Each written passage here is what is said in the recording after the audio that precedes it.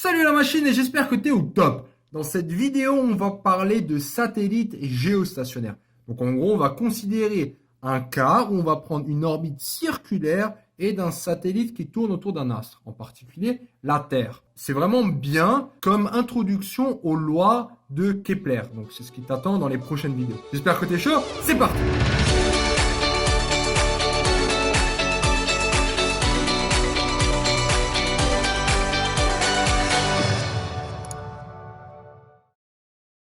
Les satellites, on va traiter un cas, comme dit, particulier où on va considérer une orbite circulaire. Ça veut dire quoi? Tout simplement, il y a un astre avec un satellite qui tourne autour et ça va être un rond. C'est circulaire. Tout ce qui est ellipse, ça sera plutôt traité dans Kepler. Donc là, on va traiter ce cas et tu vas voir qu'on va trouver des résultats très intéressants au niveau de l'altitude et de la vitesse si on applique ça à la Terre. Donc juste au cas où, je mets les trucs un peu en perspective. Là, tu es chez toi en caleçon et tu vas découvrir dans cette vidéo qu'il y a seulement une altitude où les satellites sont stationnaires autour de la Terre et qu'en plus de ça, la vitesse, c'est la même pour tous les satellites. Si ça t'étonne pas, je sais plus quoi faire.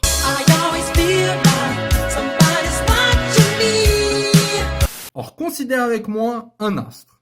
Voilà, qui a une certaine masse, un rayon, ce que tu veux. Et là, on a ce satellite qui tourne autour de l'astre. Dans le cadre de la Terre, au cas où le satellite c'est la Lune, on verra ça plus tard.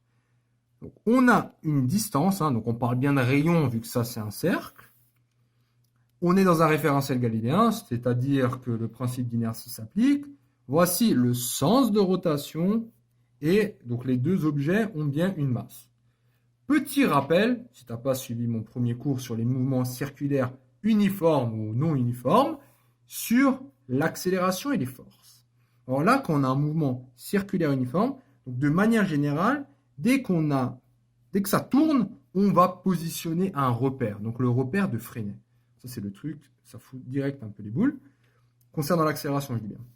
Le repère de Freinet, c'est quoi? Il dit quoi? En fait, ça, là, c'est le repère de Freinet. Il y a une composante qui est tangentielle au mouvement. Donc ça, c'est la composante tangentielle. Et il y a une composante qui est normale, c'est-à-dire que lui, là, il est dirigé vers le centre. Donc on a bien un angle droit ici par définition, parce que la tangente est toujours perpendiculaire au rayon. Donc on a bien un repère. Donc, le repère, il est là. L'accélération, du coup, en fait, elle se décompose de la manière suivante. On a une partie, donc ça c'est la dérivée de la vitesse sur le temps, selon t, donc t c'est bien la composante tangentielle, et on a une partie selon n, donc ça c'est la composante normale. Okay, donc ça c'est mon vecteur accélération. Une partie est portée sur le rayon, une partie est là et une partie est là. Sauf que, on a une petite particularité. Quand la vitesse, donc quand on tourne en rond, et si la vitesse elle est constante, ce qu'il faut comprendre, c'est que la dérivée d'une constante, maintenant je te dis dérive-moi 6, dérive-moi 48, dérive-moi racine de 3 sur 2. Tout ça c'est des nombres, c'est des constantes. Du coup, la dérivée d'une constante, c'est 0.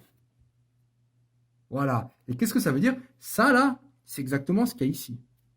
Donc, ça veut dire que selon t, donc selon la tangente, il n'y a pas d'accélération, ça va être nul. Du coup, toute l'accélération dans un mouvement circulaire uniforme, ça sera porté sur l'axe du rayon. Donc ça, il y a vraiment une vidéo qui va encore plus dans les détails. Donc, on va que ça va dans le sens on va dire du centre, du centre de l'astre. Ça, c'est au niveau de l'accélération. Au niveau de la force, alors comprends juste ce que je suis en train de faire. Accélération, force, pourquoi? Eh bien, somme des forces égale, extérieure, égale à ma. Donc, je vais juste te montrer après avec la loi de Newton ce qu'on peut faire. Au niveau des forces, on peut dire quoi? On est dans l'espace, on a là la force, la papa des forces, c'est l'attraction gravitationnelle. L'attraction gravitationnelle, donc là, ça serait quoi? Donc, on peut dire l'attraction gravitationnelle, de manière générale, OS. Donc, de O sur S, c'est moins G, la masse des deux astres, divisé par la distance au carré. Et ça, encore une fois, c'est radial. C'est-à-dire que là, j'ai mon premier astre et j'ai le satellite. Donc lui, automatiquement, il va l'attirer. Hein. La force d'attraction gravitationnelle, c'est tout le temps des trucs attractifs. Donc lui, il va être attiré vers l'astre, parce que s'il n'y a pas d'astre, ben lui, il va tout droit, il fout le camp. Donc là, il y a un astre qui va constamment l'attirer vers lui. Donc là, si tu veux, il y a aussi une force. Donc là, il y a notre force, elle est là en fait. C'est la seule force. Il n'y a pas d'autre force. Donc on a une force, encore une fois, radiale, donc qui est portée sur UN. On est bon? Donc à présent, on peut faire quoi? Si j'applique la deuxième loi de Newton, qu'est-ce qu'on va trouver? On va trouver, donc là j'ai juste repris, hein, donc j'ai une certaine vitesse constante qui est là, j'ai l'accélération qui est portée ici, et j'ai aussi la force qui sera là, avec là bien l'origine. Donc somme des forces égale M1. La force, on a vu que c'est par définition moins GMM sur la distance au carré. Ok. Alors, juste au cas où, pour qu'il n'y ait pas de confusion, ce M là, c'est la masse de quoi? Du satellite. Hein, parce que l'accélération, on parle bien de l'accélération du satellite. Donc c'est petit m. Donc j'ai moins GMM sur la distance au carré, le tout selon cet axe, qui est égal à MA. Donc déjà, on peut simplifier les M. Et en plus de ça, qu'est-ce qu'on vient de voir? On vient aussi de voir que selon cet axe, on n'a plus que cette accélération. Ouais, celle-là, elle est nulle. Cette accélération-là, elle est nulle. Parce qu'encore une fois, le mouvement est constant, donc cette dérivée d'une constante est nulle. Donc rien selon la tangente, tout selon le rayon. Donc là, la force, elle est là. Tu vois, une force, elle est là. Et l'accélération, elle est là. Donc, cette force, donc cette accélération, on va avoir V carré sur D. C'est ce que je dis. Hein. Ça, il faut connaître, hein, cette formule, V carré sur D. Avec D, la distance. Donc, j'en arrive là. J'arrive sur Gm sur D carré est égal à V carré sur D. On est bon? Alors là, tu vas juste me dire, mais au niveau du signe, là, pourquoi d'un coup ce signe, le moins, il a disparu? Très bonne question. Très très bonne question. C'est parce que la force, elle est vers où? Elle s'applique à S, elle le tire vers dedans. Hein, supposons que ma force, elle fait comme ça. Donc regarde maintenant par rapport à mon repère. Là, si je vais vers le haut, je vais avoir quoi? Je vais avoir justement quelque chose de positif. Et d'ailleurs, c'est le même sens que l'accélération. Je vais aussi vers le haut. Donc c'est aussi positif. Donc on a bien le même sens. Tu vois, c'est dans le même sens. Mais sinon, c'était une bonne question. Si maintenant, on isole la vitesse, hein, c'est la première composante qui nous intéresse. Là, on a la vitesse. La première chose que je peux déjà faire, je peux multiplier par D ici. Donc si je multiplie par D là et là, il y a ce D qui part et le carré qui s'enlève. Donc j'ai la vitesse, c'est rien d'autre que la racine de Gm sur D. Est-ce que, donc quand je mets une racine, toujours, c'est la racine positive ou négative? Là, il faut dire, bon, c'est la vitesse, elle est bien positive, hein, on parle d'une vitesse. Et regarde maintenant, donc ça, c'est la vitesse lorsque le mouvement est circulaire. Donc, essayons maintenant de comprendre de quoi dépend la vitesse. C'est quand même déjà assez intéressant de voir ça, hein, si on prend 2 secondes juste pour comprendre. La vitesse de mon satellite va dépendre de G, hein, donc G c'est la constante gravitationnelle, donc bref, ça on s'en fout limite, fois la masse, donc ça c'est la masse de l'astre, et la distance. C'est tout. En fait, on s'en fout là de la masse du satellite, c'est quand même bizarre. Hein. Tu te dis genre, peu importe la masse de mon satellite, que ce soit, je sais pas, un crayon, je veux dire une boule de pétanque, ou que ce soit un truc gigantesque, ben, ça dépend pas trop. Bon, si on le considère comme un truc ponctuel. Donc déjà, il n'y a pas cette dépendance vraiment de la masse du satellite. Donc ça, c'est déjà intéressant de voir. Concernant maintenant la période de révolution. Donc maintenant, deuxième chose à laquelle on va s'intéresser, combien de temps ce satellite met à faire un tour? Hein, donc période de révolution, donc c'est quoi? Le temps, un tour. Donc pour le moment, toi tu connais une formule, V est égal à D sur T. En plus, on a la vitesse. Donc V, c'est la vitesse d'un mouvement circulaire, d'un tour. D, c'est la distance, un tour. Et T, c'est le temps pour un tour. Moi, là, ce qui m'intéresse, j'ai envie de savoir, tiens, quelle est la période de révolution d'un satellite? Hein, par exemple, la Lune, combien de temps elle met à tourner autour de la Terre? Donc T, c'est juste D sur V. Hein, ça, tu vas me dire, ah, c'est simple ça. Pas censé être dur, hein. Rien n'est censé être dur. D sur V.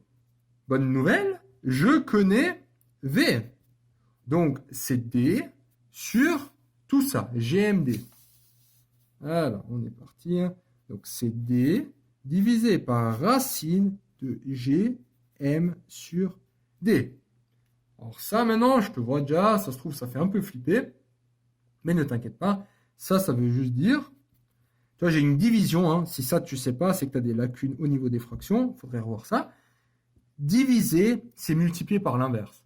Donc ça, c'est rien d'autre que D fois racine. Et là, j'inverse. D sur GM. Alors là, on peut encore un tout petit peu simplifier cette idée. Regarde ce qu'on peut faire. Déjà, alors là, il ne faut juste pas qu'il y ait de confusion. Ce D-là, alors désolé, c'est un petit peu maladroit. Ce D, il est égal à quoi? Un tour. Un tour, tu sais, hein, c'est 2pi fois le rayon. Hein. Donc ce rayon-là, qu'on appelle depuis avant D. Hein, c'est la distance qui nous sépare. Donc 2pi D. Ça, c'est un tour. Donc ce D-là, je vais directement le remplacer par 2pi D. On peut aussi, 2pi R, ça aurait peut-être un peu mieux, mais c'est pas grave. Hein, donc ça fait 2pi D. Et là, on va avoir du coup 2pi fois D. Et est-ce que c'est fini là? En fait, franchement, oui, on peut dire que c'est fini, mais on peut un tout petit peu simplifier encore. On peut laisser ce 2pi dehors, et ce D, je vais le rentrer dans une racine. Alors, tu sais que D carré à la racine, c'est bien égal à D. Hein. Donc là, pour rentrer ça, il faut que je le mette au carré. Donc, je me retrouve avec quoi? D au carré fois D, ce qui me donne bien D au cube sur GM. Donc ça, au cas où, c'est la forme la plus simplifiée que tu puisses avoir d'une période. Alors, encore une fois, j'ai fait quoi? J'ai juste utilisé la vitesse, GM sur D, avec D, c'est bien le rayon, hein, on soit clair. J'ai inversé, et la distance, c'est-à-dire un tour, c'est bien 2pi r, hein, c'est le périmètre d'un cercle. Donc voilà. Donc ça, de manière générale, on arrive avec ce raisonnement, en prétendant que l'orbite est circulaire, à dégager une vitesse et une période de révolution. Alors ce raisonnement, il s'applique à tout astre, comme dit, donc aussi à la Terre. Et on va dire que c'est les mêmes hypothèses. Qu'est-ce qu'on a? Les mêmes conditions, masse de la Terre, on a la masse du satellite, et voici notre petit schéma. Donc on a notre belle planète, et là on a le satellite qui tourne. On va dire qu'il tourne comme ça. S'il tourne comme ça, qu'est-ce qu'on a? Au niveau des distances, quel est mon D? Ma distance D, tu vois le D d'avant. Ça va être cette hauteur, hein, on va noter d'abord ça là, c'est la hauteur, et le rayon de la Terre. Donc la distance D, c'est le rayon de la Terre plus la hauteur. C'est tout ce qui nous intéresse au final. Parce que vitesse, c'est GMT sur D. Donc là, il suffit d'appliquer. Ça va faire racine de G, masse de la Terre. Bon, ça c'est deux constantes, on s'en fout. Et D, le D, c'est RT plus H. Voilà. Donc, ça va être ça. Et alors, attends, voilà, exactement. Au niveau de la période de révolution, on remplace. Hein, on utilise la même formule que je viens de te montrer, celle-là. D au cube sur GM. Donc, j'ai bien 2pi D, hein, D au cube sur GMT. Donc, est-ce que à partir de là, si j'ai le rayon de la Terre, ce que je connais, j'ai la constante, j'ai la masse de la Terre, depuis je connais T, si maintenant on me donne la période de révolution, est-ce que j'arrive à en déduire la hauteur? La hauteur. Oui, la hauteur, en fait, alors bon, là c'est un peu des maths, hein, pour isoler H, si on te demande ça, déjà il faut enlever ce carré. Pour enlever un carré, tu vas te retrouver avec 2, si lui je le passe de l'autre côté, juste une fois, divisé par 2pi. Voilà. Donc si je mets tout au carré là, donc je vais avoir t carré sur 4 pi carré. Et à droite, du coup, je me retrouve avec là, RT plus H au cube sur GMT. Voilà ce que j'ai. Alors maintenant, le but, c'est d'isoler lui. Donc je passe ça de l'autre côté. Alors ça me donne quoi? Ça me donne GMT fois t carré, hein, donc c'est ça, divisé par 4 pi au carré. Et ça, c'est égal à RT plus H, le tout au cube. Alors, pour enlever ce cube, je vais faire la racine cubique. Et ça, c'est égal à RT plus H. Donc, H, c'est égal à tout ça, moins RT. Donc, au cas où, hein, ça, c'est le genre de question qu'on peut aussi te demander. Et je veux juste terminer là-dessus, c'est que la vitesse, comme dit, elle dépend juste de la masse et de la distance. Et la hauteur, en fait, on remarque qu'elle dépend de quoi? De la masse, de la période, voilà, du rayon. Donc, encore une fois, la hauteur, en fait, il s'avère que tous les satellites géostationnaires autour de la Terre ont la même vitesse et la même hauteur. Hein. Tu te dis, c'est quand même bizarre ça. Mais bon, voilà, c'est comme ça, parce qu'il y a justement une unique force qui s'applique sur eux. Voilà, félicitations d'être arrivé jusqu'au bout de cette vidéo. Cette vidéo t'a plu? Ça tombe bien, il y en a encore. Sur matrix.fr, tu peux non seulement télécharger le résumé de cette vidéo, mais aussi retrouver tout ton programme avec plein d'exercices corrigés étape par étape. Tu peux aussi défier tes amis dans des jeux et te mesurer à la communauté Matrix pour gagner un cadeau tous les mois. On se retrouve sur matrix.fr.